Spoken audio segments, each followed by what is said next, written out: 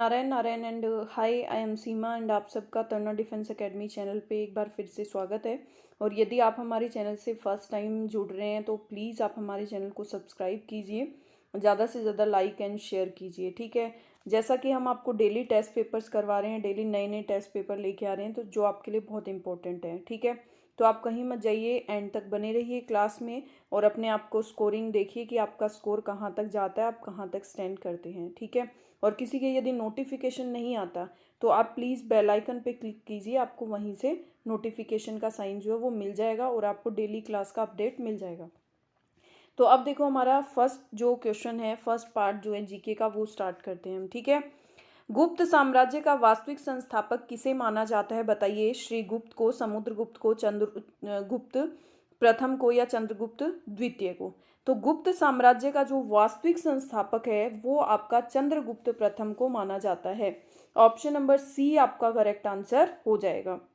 क्या हो जाएगा? ऑप्शन नंबर सी आपका करेक्ट आंसर हो जाएगा। अब देखो नेक्स्ट।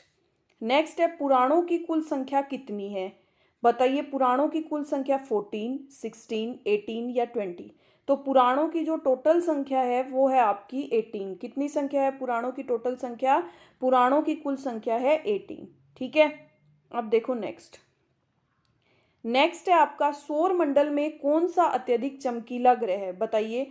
शुक्र है, बुध है, शनि है या पृथ्वी है? सौर मंडल में कौन सा जो मतलब अत्यधिक चमकीला ग्रह है आपका? तो सबसे अत्यधिक मतलब सूरज और चांद, ये तो दो ऐसे चमकने वाले हैं ही, मतलब दो ऐसे, सूर्य तो आपका क्या है, तारा है, तो मतलब ये तो आपके चमकने वाले तारे हैं, ठीक है। लेकिन पृथ्वी से जो खगोलीय वस्तु है वो सबसे चमकीली प्रतीत होती है। मतलब सूरज और चांद के बाद पृथ्वी पर सबसे ज्यादा जो चमकीला ग्रह, सबसे ज्यादा चमकीली चीज जो प्रतीत होती है वो है आपका शुक्र ग्रह। कौन सा ग्रह?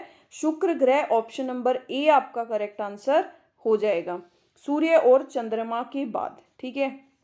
अब देखो नेक्स्ट। स्वतंत्र भारत के प्रथम उप प्रधानमंत्री कौन थे? बताइए। सरदार वल्लभ भाई पटेल, मोरारजी देसाई, जगजीवन राम या देवी लाल? तो स्वतंत्र भारत के प्रथम उप प्रधानमंत्री कौन थे? तो जो थे उनके उप प्रधानमंत्री कौन से? स्वतंत्र भारत के प्रथम उप प्रधानमंत्री, तो वो जो थे वो थे आपके सरदार वल्लभ भाई पटेल। कौन थे? सरदार वल्लभ भाई पटेल। ऑप्शन नंबर ए, जो कि आपके जवाहरलाल नेहरू है उनके जो है कैबिनेट गृह मंत्री भी थे। कौन थे?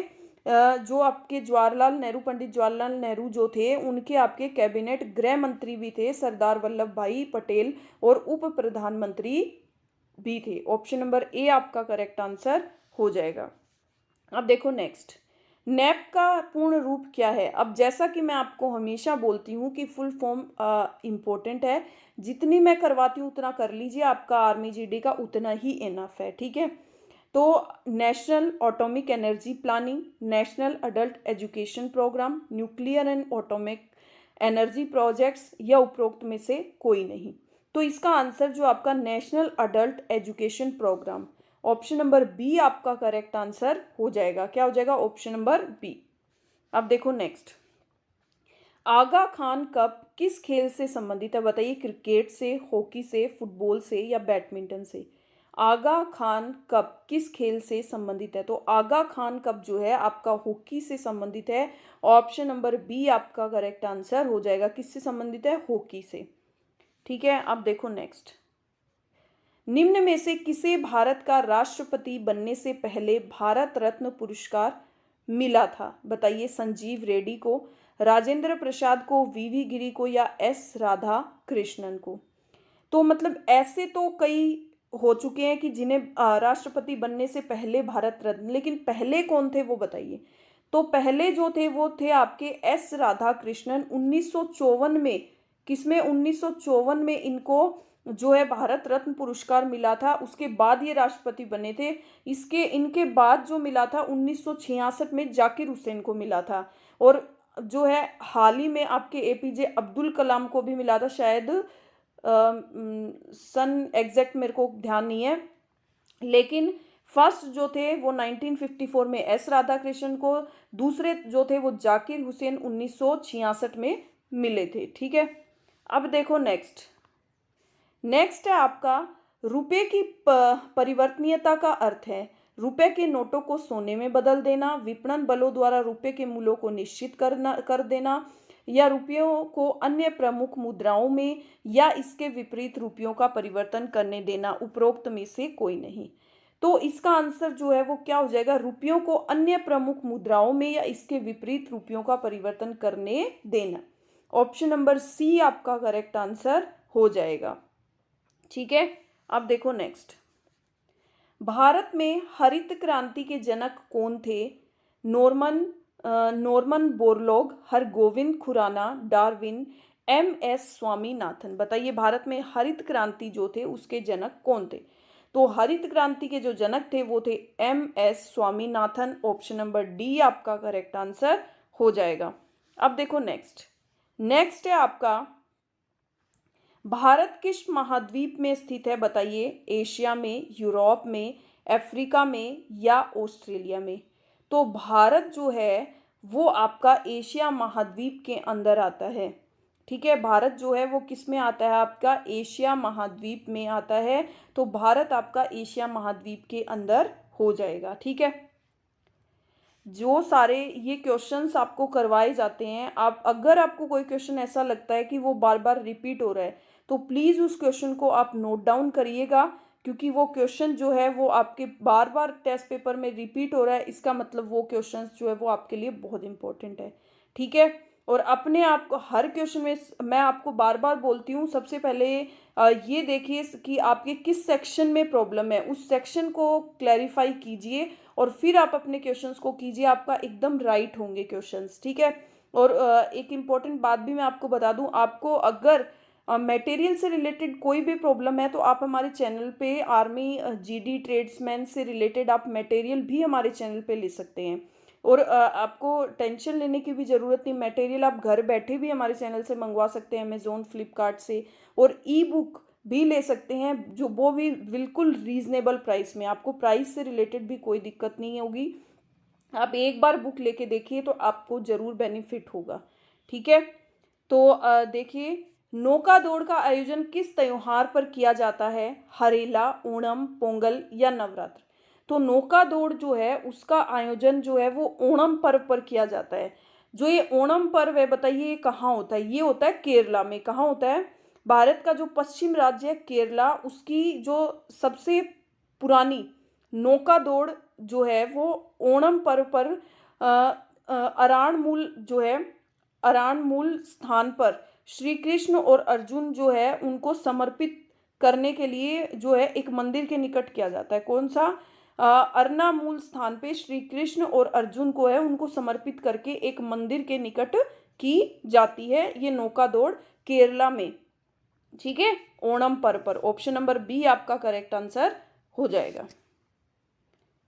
देखिए नेक्स्ट है आपका, भारत एक धर्मनिरपेक्ष देश है, इसका तात्पर्य है सभी नागरिक कानून के सामने समान हैं, सभी नागरिकों को भाषण देने की स्वतंत्रता है, सभी वयस्कों को चुनाव में वोट देने का अधिकार है, राष्ट्रीय स्तर पर कोई भी धर्म नहीं है। बताइए, तो इसका आंसर हो जाएगा कि राष्ट्रीय स्तर पर भारत एक धर्मनिरपेक्ष देश है, इसका तात्पर्य है कि राष्ट्रीय स्तर पर कोई भी धर्म नहीं है, कि मतलब सबके अलग अलग धर्म है, तो कोई भी ऐसा नहीं है कि सबको एक ही मानना जरूरी है। ठीक है, ऑप्शन नंबर डी आपका करेक्ट आंसर हो जाएगा। अब देखो नेक्स्ट है आपका, संयुक्त राष्ट्र संघ 1993वां सदस्य कौन सा है? संयुक्त राष्ट्र संघ का 193वां सदस्य जो है वो कौन सा देश है? भारत, फ्रांस, दक्षिणी सूडान या दक्षिणी कोरिया? तो संयुक्त राष्ट्र संघ का 193वां जो सदस्य बना वो 14 जुलाई 2011 में, कब बना? 14 जुलाई 2011 में दक्षिणी सूडान बना। ऑप्शन नंबर सी आपका करेक्ट आंसर हो जाएगा। ठीक है, अब देखो नेक्स्ट है आपका, शाहनामा नामक पुस्तक के लेखक कौन है? गुलबदन बेगम, फिरदौस, विशाख दत्त या यशपाल? तो शाहनामा नामक पुस्तक के जो लेखक हैं वो है आपके फिरदौस। ऑप्शन नंबर बी आपका करेक्ट आंसर हो जाएगा। अब देखो नेक्स्ट है आपका, आनंद वन की स्थापना किसने की थी? अरविंद घोष ने, मदर टेरेसा में, आचार्य नरेंद्र देव ने या बाबा आमटे ने? तो आनंद वन की जो स्थापना है वो की थी आपकी बाबा आमटे ने। किसने की थी? बाबा आमटे ने आपके आनंद वन की स्थापना की थी। ऑप्शन नंबर डी आपका करेक्ट आंसर हो जाएगा। ठीक है, अब देखो नेक्स्ट। नेक्स्ट है आपका रॉकेट ब्रेकिट के सिद्धांत पर कार्य करता है। ऊर्जा संरक्षण, संवेग संरक्षण, बर्नौली प्रमेय या गतिज बल, बताइए।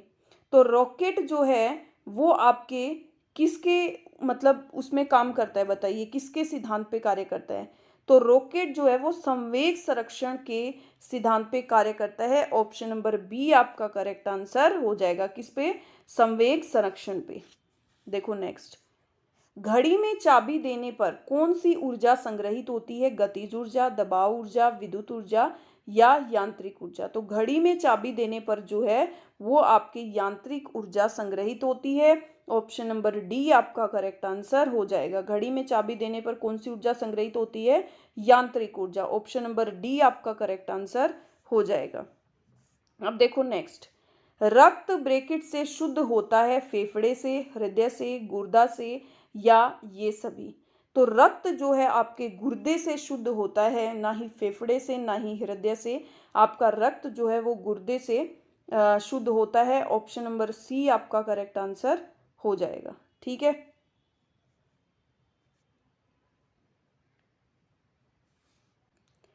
देखो नेक्स्ट क्वेश्चन आपका विकिरण पायरोमीटर से कितना तापक्रम नापा जा सकता है? 100 से 250 डिग्री सेल्सियस, 250 से 500 डिग्री सेल्सियस, 100 डिग्री सेल्सियस या 500 डिग्री सेल्सियस से ऊपर?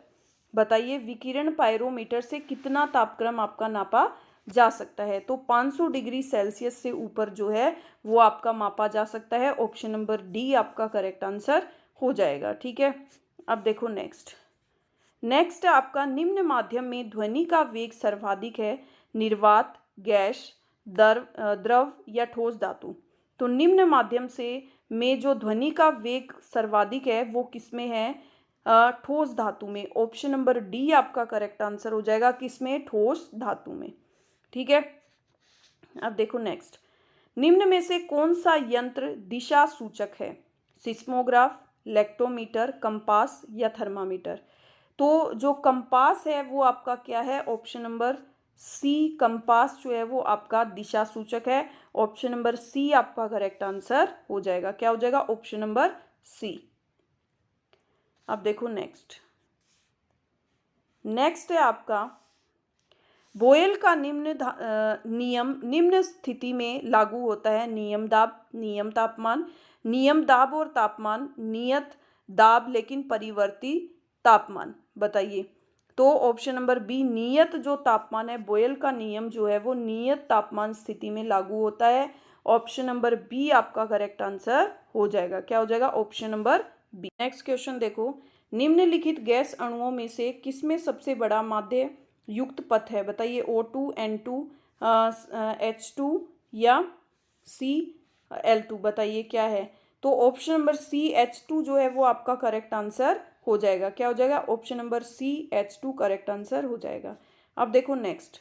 नेक्स्ट आपका बेकिंग खाना बनाने में प्रयुक्त सोडा का रासायनिक सूत्र क्या है? NaOH, Na2Cl2, NaHCO3 या K2CO3? तो ऑप्शन नंबर NaHCO3 आपका करेक्ट आंसर हो जाएगा। अब देखो नेक्स्ट।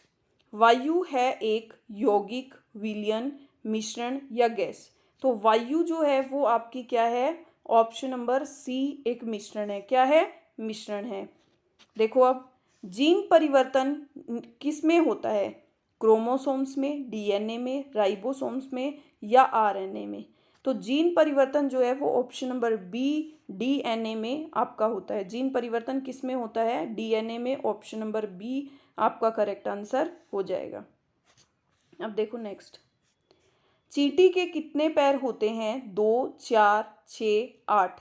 तो चींटी के जो है वो आपके कितने पैर होते हैं? 6 पैर होते हैं। कितने होते हैं? 6 पैर होते हैं। ऑप्शन नंबर सी आपका करेक्ट आंसर हो जाएगा। अब देखो नेक्स्ट। नेक्स्ट आपका आकाश का रंग नीला किस घटना के कारण दिखाई पड़ता है? प्रकाश का परावर्तन, प्रकाश का प्रकीर्णन, प्रकाश का अपवर्तन, प्रकाश का विवर्तन। बताइए। तो आकाश का रंग नीला जो है वो आपका प्रकाश का प्रकीर्णन घटना के कारण दिखाई देता है। ऑप्शन नंबर बी आपका करेक्ट आंसर हो जाएगा। अब देखो नेक्स्ट। नेक्स्ट आपका मानव शरीर का सबसे बड़ा अंग कौन सा है? मस्तिष्क, यकृत, हृदय या गुर्दा। तो मानव शरीर का सबसे बड़ा अंग जो है वो होता है आपका यकृत। ऑप्शन नंबर बी आपका करेक्ट आंसर हो जाएगा। देखो नेक्स्ट, साइंस का आपका लास्ट क्वेश्चन। ए बी रक्त समूह का दाता निम्न में से किस रक्त समूह के प्राप्तकर्ता को रक्त दे सकता है? तो ए बी रक्त समूह का दाता जो है वो ए बी को दे सकता है। ऑप्शन नंबर सी आपका करेक्ट आंसर हो जाएगा। ठीक है। अब देखो नेक्स्ट। नेक्स्ट आपका निम्नलिखित विकल्पों में से संबंधित संख्या को चुनिए। तो देखो आपको क्या बताना है, आपको जो इसका इससे रिलेशन है वही आपको इससे बताना है। तो देखो छक्कम छक्कम 36 और प्लस क्या हो रखा है 1, मतलब ये आपको दिख रही कहीं ना कहीं 6 की स्क्वायर। तो हम यहाँ पे भी क्या कर देंगे 8 की स्क्वायर प्लस 1। तो 8 की स्क्वायर आपकी होती है 64 plus 1 is equal to 65। Option number B आपका करेक्ट आंसर हो जाएगा। अब देखो नेक्स्ट।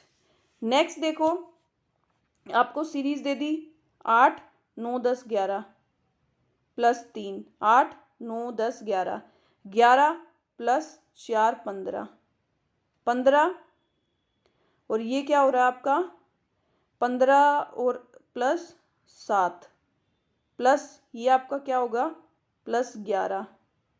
यहाँ पे आपके क्या हो रहा है प्लस 11 11 40 17, ये हो गया प्लस 18। तो बताइए अब इसमें क्या जो तरीका है वो आपके लग रहा है। तो देखिए 3 और 4 3 7, 7 और 4 11, 11 और 7 18। अब 11 और 18 को ऐड करोगे तो आपके क्या आ जाएगा 29। तो अब 51 में 29 ऐड कर दो, 9 और 1 10, 5 2 7 1 8, 80। ऑप्शन नंबर सी आपका करेक्ट आंसर हो जाएगा। ठीक है, समझ आया। अब देखो नेक्स्ट। निम्न में से किस संख्या का प्रतिबिंब दर्पण में अपरिवर्तित रहेगा? बताइए। अपरिवर्तित जैसे ऐसे है तो यहां से आपकी जैसे ऐसे है तो आपको दर्पण में आके आप मिरर के सामने ऐसे खड़े हो तो आपको इस साइड आके ऐसे दिखेगा, है ना। तो मतलब ये चीज यहां से घूम के और ये चीज यहां से जैसे ऐसे होनी चाहिए ना, ये यहां हो गई, मतलब एज इट इज रहेगी। तो देखो 80808 80, बाकी सब में तो आपके दिख रहा है। इसको आप चेंज भी करोगे ना, जैसे आपने शीर्षे के सामने 80808 किया, अब आप ये आपका लेटर पहले आएगा 80808। अब आपके कुछ फर्क है इसमें? नो, कोई फर्क नहीं है, कोई चेंज नहीं है। तो ऑप्शन नंबर ए आपका करेक्ट आंसर हो जाएगा। ठीक है, देखो नेक्स्ट।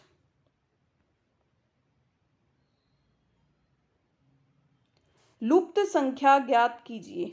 बताइए लुप्त संख्या क्या होगी? तो देखो इसमें देखो मल्टीप्लाई भी नहीं हो रहा कुछ, देखो इसमें कुछ नया ही हो रहा है। तो आप 9 प्लस 13 को ऐड करोगे तो क्या आएगा आपका 22। 9 10 11 12, 1 और 1 2। अब आप 13 में 22, आपने 9 और 13 को ऐड किया, ठीक है। तो अब आप देखो 9 और 13 को ऐड किया तो आपका क्या आया 22। तो आप 13 और 22 को ऐड करोगे तो आपके क्या आएगा 3 2 5, 2 और 1 3, 35। 9 और 13 को ऐड किया आपने, ये तरीका आपके नहीं लग रहा है, मतलब हम दूसरा तरीका बताते हैं आपको। तो देखो 9 प्लस 2 की स्क्वायर आपकी क्या होती है 4। तो 9 प्लस 4 आपके क्या हो गया 13। ठीक है, अब देखो 13 हो गया। अब 13 प्लस 3 की स्क्वायर, तो 13 प्लस 9, ये आपके क्या आ गया 22। ठीक है, हो गया। अब देखो 22 प्लस 4 की स्क्वायर, तो 22 प्लस 16, 6 2 8, 2 1 3 38। तो ऑप्शन नंबर सी आपका करेक्ट आंसर हो जाएगा 38। समझ आया? अब देखो नेक्स्ट क्वेश्चन। नेक्स्ट आपका सीता कणिका से आयु में बड़ी है, ईला कणिका से बड़ी है लेकिन सीता से छोटी है, सैंपा मानस और कणिका दोनों से छोटी है, कणिका मानस से बड़ी है, सबसे छोटी। देखो सीता कणिका से आयु में बड़ी है, सीता किससे बड़ी है? कणिका से। ईला कणिका से बड़ी है, तो ईला आ जाएगी आपकी यहां, लेकिन सीता से छोटी है, मतलब करेक्ट है। सैंपा मानस और कणिका दोनों से छोटी है, तो सैंपा मानस और कणिका, तो मानस और इसके नीचे आ जाएगी आपकी शैंपा, और कणिका मानस से बड़ी है, तो सबसे छोटी आपकी क्या हो गई? सैंपा। ऑप्शन नंबर डी आपका करेक्ट आंसर हो जाएगा। सैंपा आपकी क्या हो जाएगी? सबसे छोटी हो जाएगी सैंपा। ठीक है, अब देखो नेक्स्ट क्वेश्चन है आपका, 30 से छोटी अभाज्य संख्याएं कितनी हैं? अब देखो मैंने आपको बता रखा है कि 1 से 25 तक आपकी कितनी अभाज्य संख्याएं होती है? 9। अब 25 तक तो 9 होती है, इसके बाद कौन सी बची है? इसके बाद बची है एक 29, तो टोटल मिला के कितनी हो गई? 10। कितनी हो गई? 10। ऑप्शन नंबर बी आपका करेक्ट आंसर हो जाएगा। अब देखो इसको आपको साधारण भिन्न में चेंज करना है, तो कैसे करोगे? देखो 0.00045, इस पॉइंट को हटाओगे, 1 2 3 4 5। ठीक है, अब देखो 5 नहीं में 45 और 5 दूनी 10, 1 2 3 4। ऑप्शन नंबर सी आपका करेक्ट आंसर हो जाएगा। ठीक है, समझ आया? अब देखो नेक्स्ट, a माइनस बी की क्यूब, तो इसका आपका फॉर्मूला क्या होता है? a की क्यूब माइनस बी की cube minus 3a² plus 3ab²। लेकिन इसमें आपको क्या दे रखा है? a की क्यूब माइनस बी की क्यूब। अब यहाँ पे आप क्या कॉमन लोगे? 3ab, तो आपके क्या आ जाएगा? a minus B. तो इसका करेक्ट आंसर क्या हो जाएगा आपका? Option number D. क्या हो जाएगा? ऑप्शन नंबर डी आपका करेक्ट आंसर हो जाएगा। ठीक है, समझ में आया? अब देखो नेक्स्ट है आपका, वह कोण जिसकी माप 180 डिग्री हो क्या कहलाता है? बताइए। देखो 90 डिग्री से कम का न्यून कोण, 90 डिग्री समकोण, और 180 डिग्री ऋजु कोण, और 360 डिग्री अधिक कोण। तो 39 का आपका क्या हो जाएगा? ऑप्शन नंबर डी ऋजु कोण। ठीक है, अब देखो नेक्स्ट, किसी त्रिभुज का आधार 6 सेंटीमीटर, ऊंचाई 8 सेंटीमीटर, तो उसका क्षेत्रफल क्या होगा? तो आपके क्या हो जाएगा? 1/2 इंटू आधार इंटू ऊंचाई, तो 1/2 इंटू आधार 6, ऊंचाई 8, तो 2 चौके 8, 6 चौके 24। ऑप्शन नंबर सी आपका करेक्ट आंसर हो जाएगा। ठीक है, समझ में आया? अब देखो नेक्स्ट, साइन 0 डिग्री का मान होता है, बताइए। तो साइन 0 डिग्री जो है उसका मान होता है आपका साइन थीटा का, तो इसका मान आपका क्या होता है? 0 ही होता है। साइन 0 डिग्री का मान कितना होता है? ऑप्शन नंबर ए 0 ही होता है। ठीक है, आपका आंसर हो जाएगा ऑप्शन नंबर ए। अब देखो नेक्स्ट, इस क्वेश्चन को देखते हैं। इस क्वेश्चन को कैसे करेंगे? देखो अब आपको ये दे दिया पूरा, हमें ये इजिकल टू है। ठीक है, हमें ये सोल्व करना है, हम यही सोल्व करते हैं। तो देखो आप इसको करोगे तो 2 एकम 2, एलसीएम लोगे 2, 2 एकम 2 प्लस 1, ये आपका आ जाएगा 3/2 इंटू ये 2 एकम 2 माइनस 1 1/2 इंटू 3 एकम 3 प्लस 1 4/3 इंटू 3 एकम 3 माइनस 2/3 इंटू 4 एकम 4 तो ये हो जाएगा 5/4 इंटू 4 में से एक गया 3/4 इजिकल टू आपको बताना है। ठीक है, अब देखो 3 से 3 गया, 3 से 3 गया, 4 से 4 गया, 2 से 2 गया, क्या बचा 5/8। क्या बचा 5/8। अब आपका ऑप्शन नंबर सी दे रखा है 5/8, ये आपका करेक्ट आंसर हो जाएगा। एकदम सिंपल वे में चीज़ को सोल्व करो तो आपका एग्जैक्टली वो करेक्ट हो जाएगा। ठीक है, अब देखो नेक्स्ट है आपका 42, 70, 98, 126 का आपको एलसीएम बताना है। 42, 70, 98 और 126। अब देखो ये आपका किससे कट रहा है, देखो सारे के सारे 7 से कट रहे हैं, तो पहले 7 से कट करके देख लेते हैं। 7 से कट रहे हैं ना, 7 छिके 42, 7 ले लिया हमने कॉमन, 7 दाएं 70, 7 एकम 7, 7 चौके 28, 7 एकम 7 और 5 7 8 56।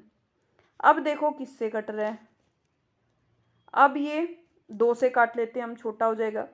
2 तिया 6, 2 5 10, 2 7 14, 2 9 18। ठीक है, अब देखो ये कट रहा है 3 से दोनों, तो ये 9 आ जाएगा, 5 और 7 आ जाएगा।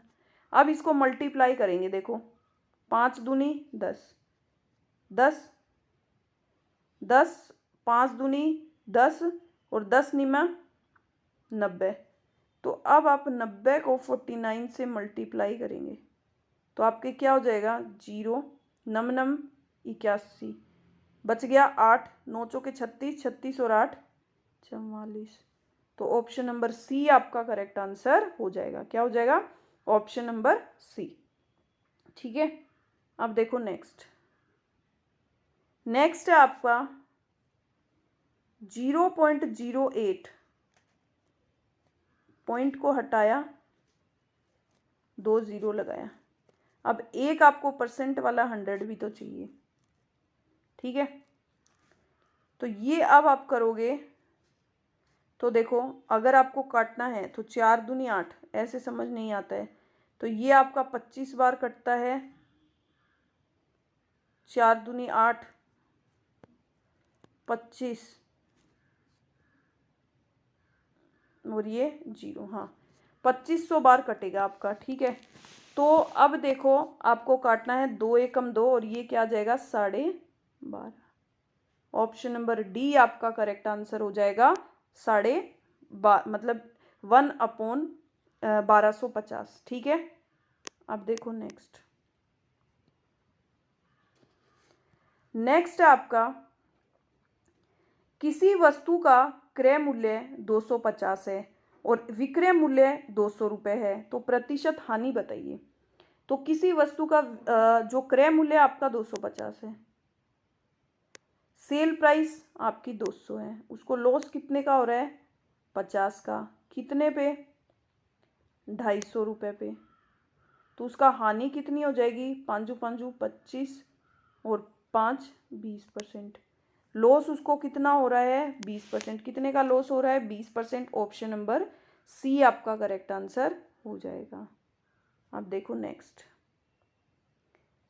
नेक्स्ट है आपका प्रथम 4 विषम संख्याओं का औसत क्या होगा बताइए। तो देखो इसके 2 तरीके हैं, एक तो आप कर सकते हो n की स्क्वायर, प्रथम 4 विषम संख्याओं का औसत, n की स्क्वायर आपकी क्या हो जाएगी 4,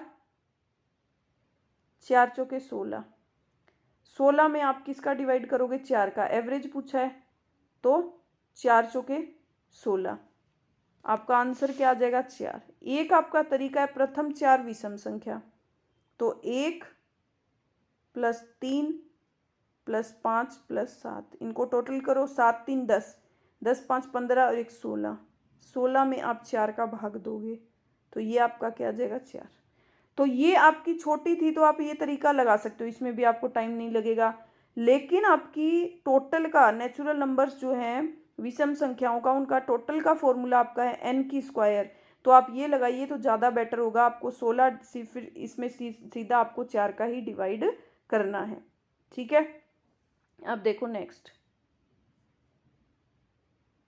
है आपका 81 का वर्गमूल क्या होगा। तो बताइए 81 का वर्गमूल क्या होता है, ये तो शायद आपको सभी को पता होगा। 81 का वर्गमूल होता है 9। 9 इंटू 9 आप करते हो तो आपका क्या आता है 81। ऑप्शन नंबर सी आपका करेक्ट आंसर हो जाएगा। अब देखो नेक्स्ट है आपका 600 का 5% वार्षिक ब्याज की दर से कितने समय में ब्याज 120 हो जाएगा। तो 600 का कितना परसेंट 5%, 6 पंजे 30, ब्याज कितना है 120, कितना हो गया 30, 3 चौके 12। तो आपके कितने साल में 6 पंजे 30, कितने साल में 4 साल में जो ब्याज है वो 120 हो जाएगा। ऑप्शन नंबर सी आपका करेक्ट आंसर हो जाएगा। अब देखो नेक्स्ट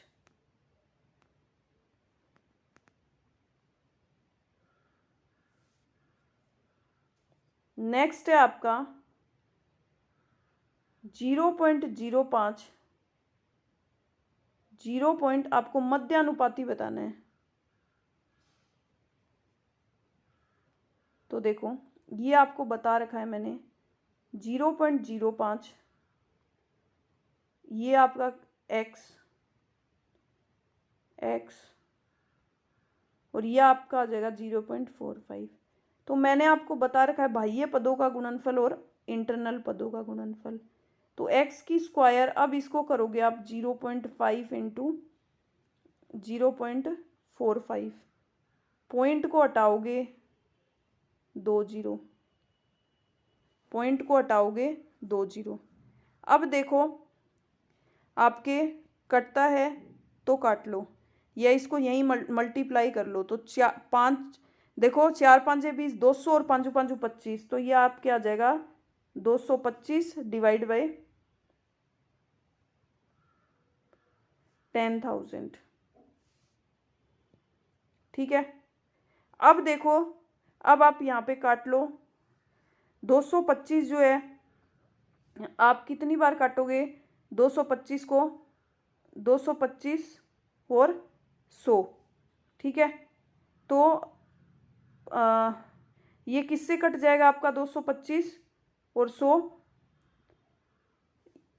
ये कट जाएगा आपका 25 से काट लो तो 25 से कम 25 निमा 225, और ये आपका कितनी बार कट जाएगा, ये आपका कट जाएगा 25 चौके 100। ठीक है, कितना हो जाएगा 25 चौके 100, ये सही है ना। 5 5 25 और 4 5 20, 225 और नीचे आ गया आपका 10,000। ठीक है, अब देखो आपको इसमें डिवाइड दे दो या आप यहीं दे दो तो ज़्यादा बेटर है 10 इसको। तो अब आपके क्या आ जाएगा 0 पॉइंट,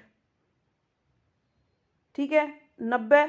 तो यहाँ पे आपका कितना बार चला जाएगा 4 दूनी 8, 200 बार।